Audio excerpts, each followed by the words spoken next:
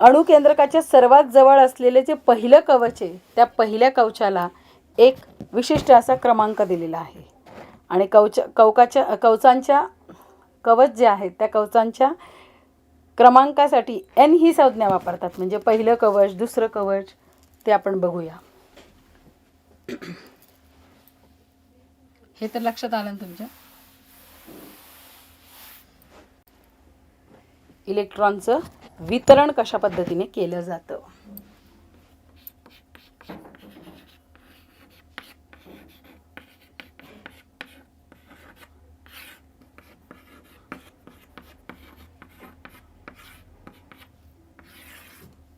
इलेक्ट्रॉनचं जे वितरण आहे ते वेगवेगळ्या प्रकारच्या कवचांमध्ये केलं जातं आणि त्या कवचांची जी संख्या असते ते दर्शवण्यासाठी किंवा जो क्रमांक असतो तो क्रमांक दर्शवण्यासाठी एन हे वापरलं जातं. म्हणजे एन बरोबर पहिलं कवच, दुसरं कवच, तिसरं कवच, चौथं कवच अशा पद्धतीने हे कवच असतात. बरोबर. आणि या क्रमांकानुसार कवचांना काही विशिष्ट प्रकारच्या संज्ञांनी संबोधण्यात येतं. पहिलं कवच जे असेल तर पहिल्या कवचाला म्हटलं जातं, पहिल्या कवचाला एक विशिष्ट नाव देण्यात आलेले आहे, विशिष्ट संज्ञा आहेत के. दुसरं जे कवच आहे त्या कवचाला म्हटलं जातं एल. तिसरं जे कवच आहे त्याला म्हटलं जातं एम आणि चौथं जे कवच आहे त्याला म्हटलं जातं एन. अशा पद्धतीने त्या कवचांना विशिष्ट प्रकारच्या संज्ञा देण्यात आहेत. के, एल, एम आणि एन पहिलं जे कवच आहे.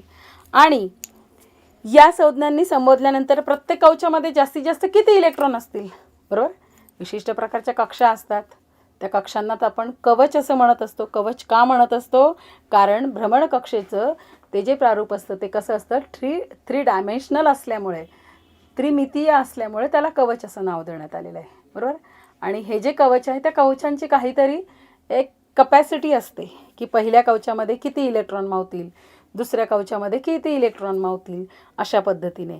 मग ते कसं काढायचं तर कवचामध्ये जास्तीत जास्त किती इलेक्ट्रॉन मावू शकतील किंवा बसू शकतील तर 2n वर्ग या सूत्राने काढलं जातं. लक्षात घ्या.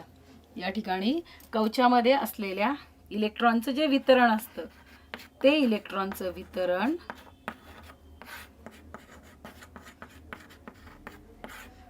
n वर्ग या सूत्राने केलं जातं किंवा या सूत्रानुसार ते ठरतं.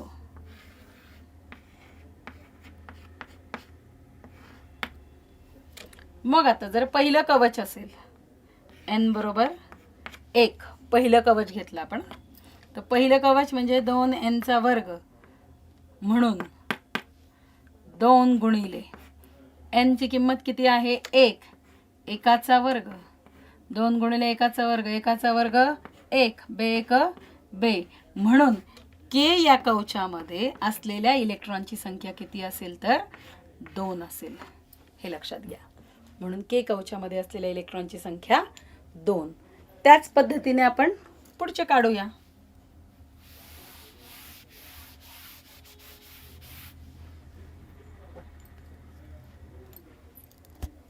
आता दुसरं आहे n बरोबर दुसरं कवच म्हटल्यावर 2. आपलं सूत्र आहे 2n चा वर्ग म्हणून 2 गुणिले n च्या जागी टाकायचे 2, 2 गुणिले 2चा वर्ग, मग 2 गुणिले 2चा वर्ग 4, 4 दुने 8. मग दुसऱ्या कवचामध्ये असलेल्या इलेक्ट्रॉनची संख्या किती आहे तर 8 आहे. हे लक्षात घ्या. त्यानंतर n बरोबर जर तिसरं कवच असेल तर 2n चा वर्ग म्हणून 2 गुणिले 3, n च्या जागी टाकणार आपण 3, 3चा वर्ग, 2 गुणिले 3चा वर्ग 9, 9 दुने 18. अशा पद्धतीने तिसऱ्या कवचामध्ये आहे 18 इलेक्ट्रॉनचं वितरण केलं जातं. आणि त्यानंतर n बरोबर 4, चौथं कवच जर घेतलं आपण तर 2n वर्ग या सूत्रानुसार 2 गुणिले 4चा वर्ग म्हणजेच 2 गुणिले 4चा वर्ग 16 तर ते येतात तुमचे 32. अशा पद्धतीने 4 कक्षांमध्ये इलेक्ट्रॉनचे जे वितरण आहे, तर पहिल्या कक्षेमध्ये 2 इलेक्ट्रॉन, दुसऱ्या कक्षेमध्ये 8 इलेक्ट्रॉन, तिसऱ्या कक्षेमध्ये 18 आणि चौथ्या कक्षेमध्ये 32 अशा पद्धतीने इलेक्ट्रॉनचं वितरण जे आहे ते वितरण ठरतं. लक्षात येतंय तुमच्या?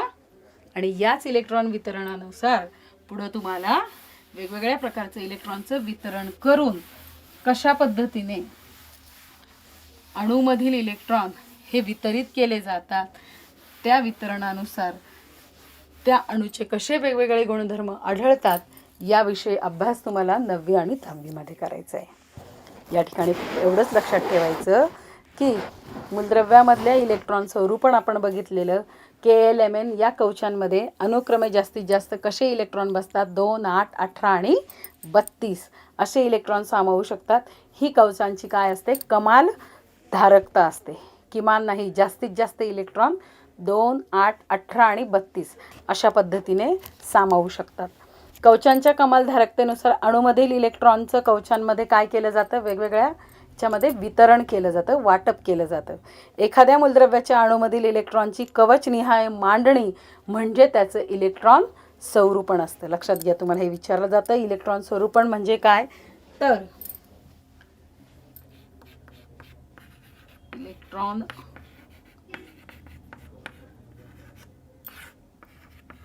स्वरूपण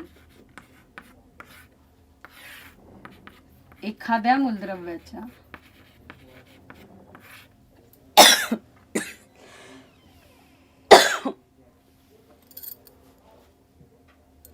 अणूमधील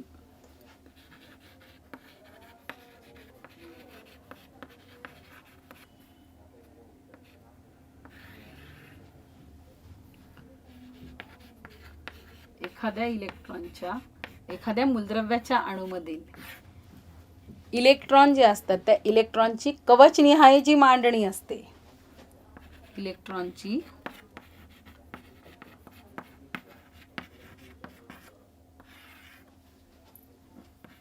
कवचनिहाय मांडणी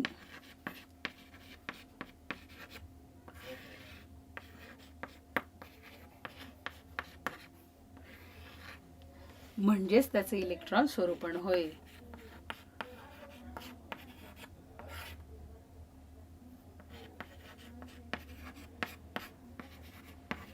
इलेक्ट्रॉन स्वरूपण होय. लक्षात तुमच्या? आणि मग प्रत्येक इलेक्ट्रॉनकडे तो ज्या कवचात असतो त्यानुसार त्याची काय असते? निश्चित अशा प्रकारची ऊर्जा असते.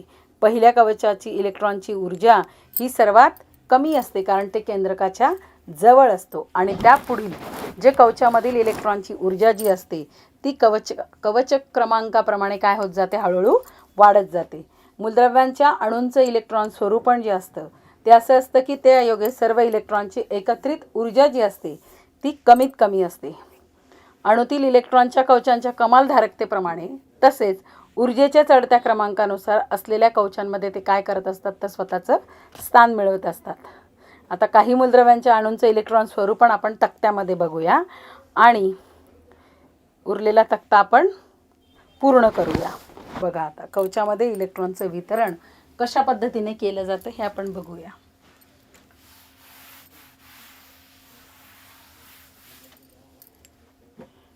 मूलद्रव्य घेतलं आपण या ठिकाणी.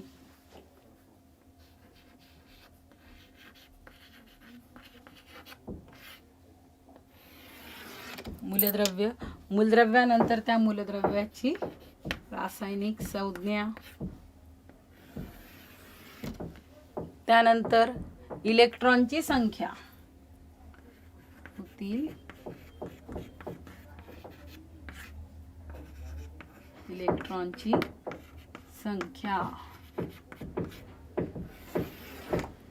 त्यानंतर असते तुमचा कवचातली इलेक्ट्रॉन वितरण.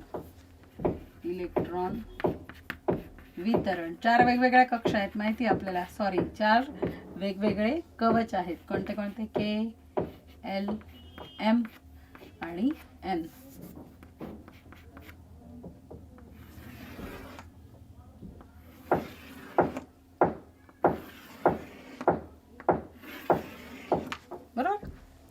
वेगवेगळं.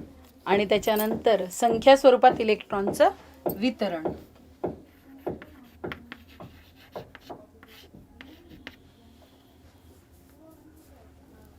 संख्या स्वरूपात इलेक्ट्रॉन वितरण. हा चार्ट तुम्हाला पुस्तकामध्ये सुद्धा बघायला मिळेल, पण पुस्तकामध्ये फक्त 1-2 मूलद्रव्यांचं दिलेलं असेल, आपल्याला बाकीच्या मूलद्रव्यांचं लिहायचं आहे. तर आता कमाल धारकता माहिती तुम्हाला. पहिलं जे कवच आहे आपण सूत्रानुसार बघितलं होतं, 2, दुसरं 8, तिसरं 18 आणि चौथं 32. अशा पद्धतीने हे इलेक्ट्रॉनचं वितरण करत असतात, बरोबर. आता पहिलं मूलद्रव्य आपल्याला बघायचं आहे हायड्रोजन. आपण त्याआधी एक रेष मारून घेऊया या ठिकाणी.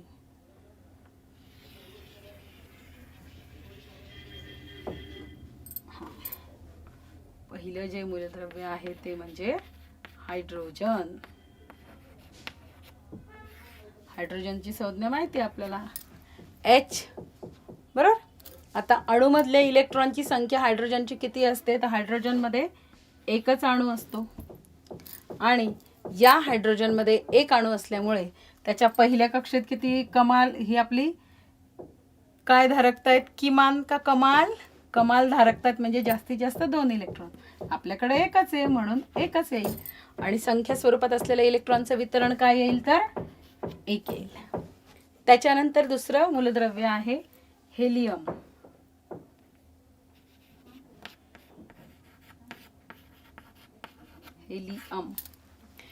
हेलियम जे आहे त्या हेलियमची संज्ञा आहे He.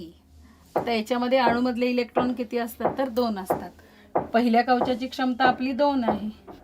2 इलेक्ट्रॉन हे पहिल्याच कवचात बसतात, बरोबर. आणि मग याची संख्या स्वरूपात इलेक्ट्रॉन वितरण 2. तिसरं जे मूलद्रव्य आहे ते म्हणजे लिथियम.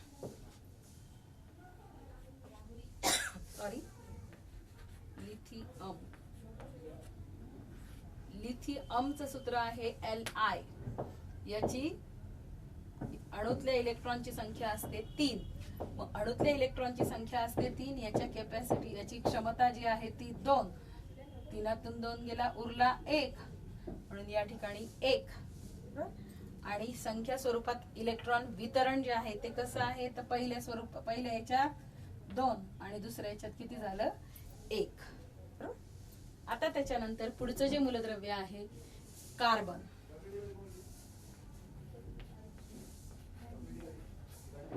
कार्बन जे आहे त्या कार्बनची संज्ञा आहे C. प्रत्येक वेळेला आपण रासायनिक संज्ञा लिहितो हे लक्षात घ्या. मूलद्रव्य लिहितोय, मूलद्रव्याची रासायनिक संज्ञा लिहितोय. या ठिकाणी मूलद्रव्याची रासायनिक संज्ञा अतिशय महत्वाची आहे. मी तुम्हाला सांगितलं, कारण याच्या पुढचा भाग जो आपल्याला बघायचा आहे की मूलद्रव्याची रासायनिक संज्ञानंतर त्या मूलद्रव्याचं संयुग जे तयार होतं, संयुगाचं सूत्रानंतर त्या मूलद्रव्यांमध्ये रासायनिक अभिक्रिया कोणत्या घडतात, बरोबर. याच्याविषयी पण आपल्याला 9वी आणि 10वीला शिकायचं, म्हणून हे खूप महत्वाचं आहे हा भाग. मी वारंवार तुम्हाला सांगते, तर याच्याकडे तुम्ही व्यवस्थितरित्या लक्ष द्या. कार्बनची संज्ञा आहे C आणि कार्बन मध्ये इलेक्ट्रॉन संख्या असते 6. किती असते, 6. तर 6चं जे वितरण होतं ते पहिल्या कक्षेमध्ये किती येईल, 2. 6तून 2 गेले, किती उरले, 4. ते 4 येतील दुसऱ्या कक्षेमध्ये. याचं इलेक्ट्रॉन वितरण येतं 2 आणि 4. त्याच्यानंतरचं मूलद्रव्य आहे कार्बन, नंतर नायट्रोजन.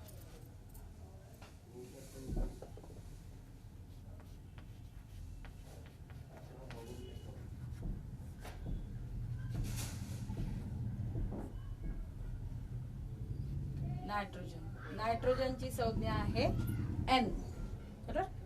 आणि या नायट्रोजनचे अणूतल्या इलेक्ट्रॉनची संख्या असते 7. पहिल्या कक्षेमध्ये आहे 2, दुसऱ्या कक्षेची कॅपॅसिटी माहिती आहे आपल्याला 8. 7तून 2 गेले, उरले किती, 5. म्हणून याचे इलेक्ट्रॉन वितरण आहे 2 आणि 5. त्याच्यानंतर नायट्रोजन नंतर आहे ऑक्सिजन.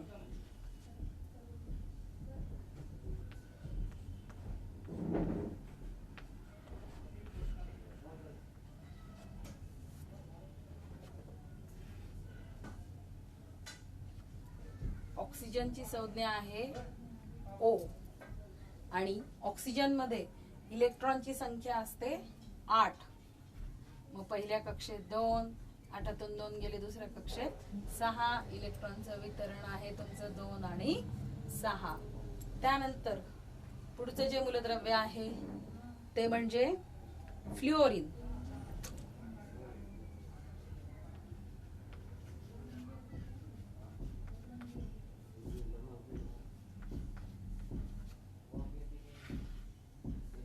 फ्लुओरिन जे मूलद्रव्य आहे त्याची संज्ञा आहे F आणि या फ्लुओरिन मूलद्रव्याचं इलेक्ट्रॉनची संख्या असते 9.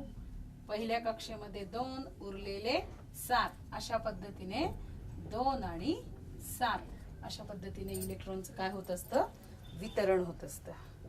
लक्षात आलंय तुमच्या? त्याच्यानंतर आहे तो म्हणजे निऑन.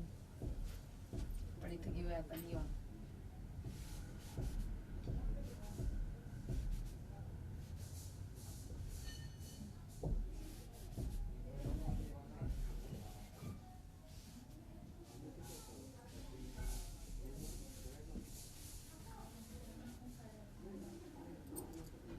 पुढचं मूलद्रव्य आहे निऑन.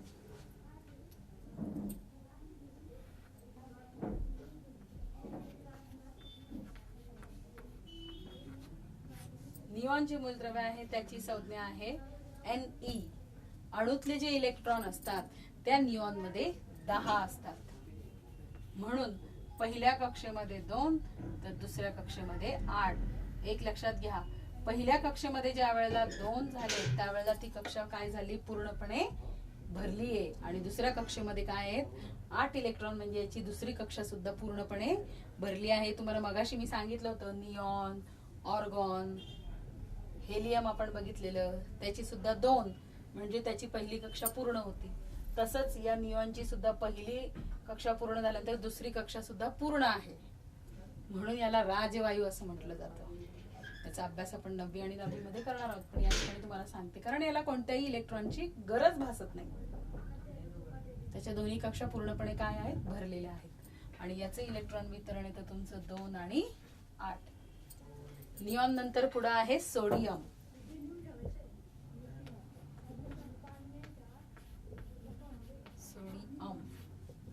सोडियमची संज्ञा आहे Na. याच्यामध्ये असतात इलेक्ट्रॉनची संख्या 11. पहिल्या कक्षेत 2, दुसऱ्या कक्षेत 8 आणि मग 8 आणि 2 10 झाले. तिसऱ्या कक्षेमध्ये येईल तुमचा 1. म्हणून याचं इलेक्ट्रॉन वितरण येतं 2, 8 आणि 1. लक्षात? सोडियम नंतर आहे तुमचं क्लोरीन.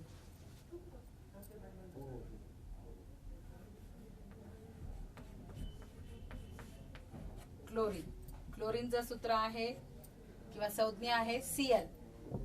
याच्यामध्ये इलेक्ट्रॉनची संख्या असते 17 आणि पहिल्या कक्षेमध्ये 2, दुसऱ्या कक्षेमध्ये 8. 8 आणि 2 10 झाले. 17तून 10 गेले. तिसऱ्या कक्षेमध्ये आले तुमचे 7. अशा पद्धतीने क्लोरीनचं इलेक्ट्रॉनचं वितरण होतं.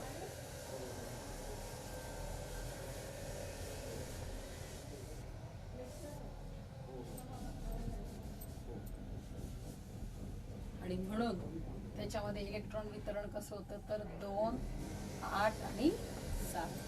त्याच्यानंतर आहे क्लोरीन नंतर अर्गॉन. मग अशी सांगितलं तुम्हाला अर्गॉन किंवा अर्गॉन पण म्हणतात त्याला. अर्गॉन जे आहे ते आहे Ar. त्याच्यामध्ये असतात 18 इलेक्ट्रॉनची संख्या असते 2, 8 आणि 8. लक्षात? अशा पद्धतीने हे ऑर्गॉन जे आहे ते सुद्धा फुलफिल आहे. पहिल्या कक्षेत 2, दुसऱ्या कक्षेत 8 आणि तिसऱ्या कक्षेमध्ये 18 असतात. तर त्याच्यामध्ये सुद्धा 8 म्हणजे तिसरी कक्षा सुद्धा त्याची काय होते, ऑर्गॉन मध्ये सुद्धा पूर्णपणे भरतेच ती. आणि म्हणून या ठिकाणी याचं इलेक्ट्रॉन वितरण येतं 2, 8, 8. आणि त्याच्यानंतर शेवटचं आहे ते म्हणजे ब्रोमीन.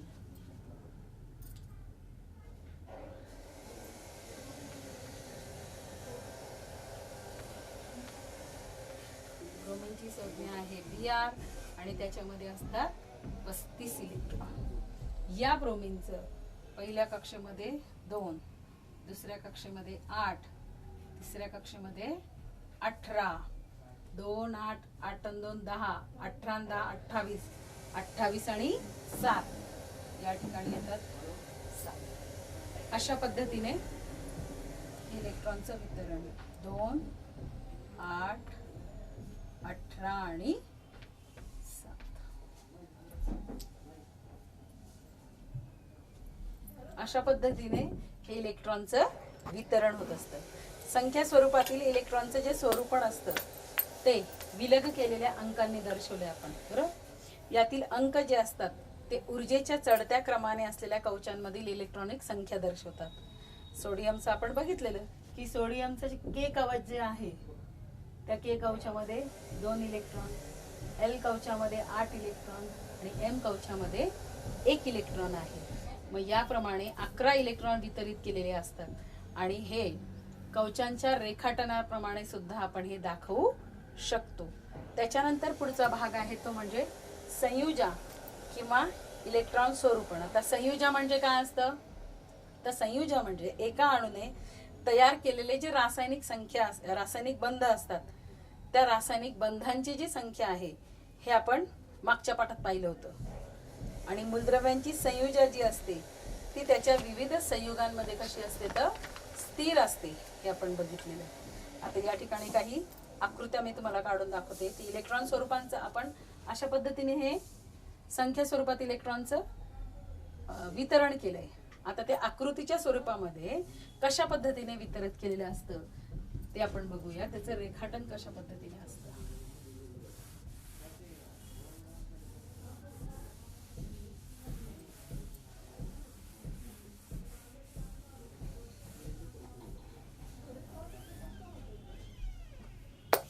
आपण हायड्रोजन हे मूलद्रव्य बघूया. हायड्रोजन मगाशी बघितल्याप्रमाणे, मगाशी सांगितल्याप्रमाणे हायड्रोजन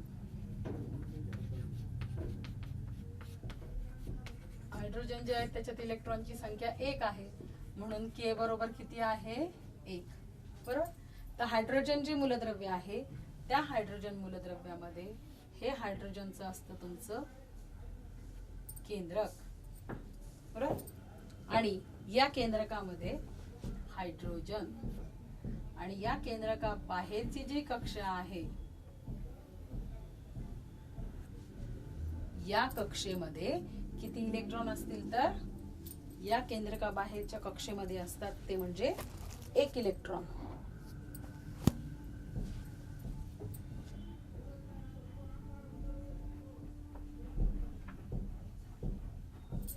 एकच आहे ना, ही पहिली कक्षा आणि पहिल्या कक्षेमध्ये आहे तुमचा 1 इलेक्ट्रॉन. हे झालं तुमचं हायड्रोजनचं इलेक्ट्रॉन स्वरूपणाचं रेखाटन. अशा पद्धतीने तुम्ही हेलियमचं दाखवू शकतात, कार्बनचं दाखवू शकतात. आपण कार्बनचं बघूया.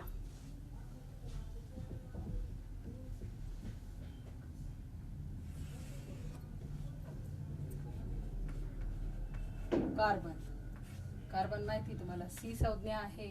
कार्बनचं इलेक्ट्रॉन संख्या आहे 6 असल्या कारणाने के बरोबर 2 आणि एल बरोबर 4, बरोबर. अशा पद्धतीने काय तुमचं इलेक्ट्रॉनचं वितरण आहे.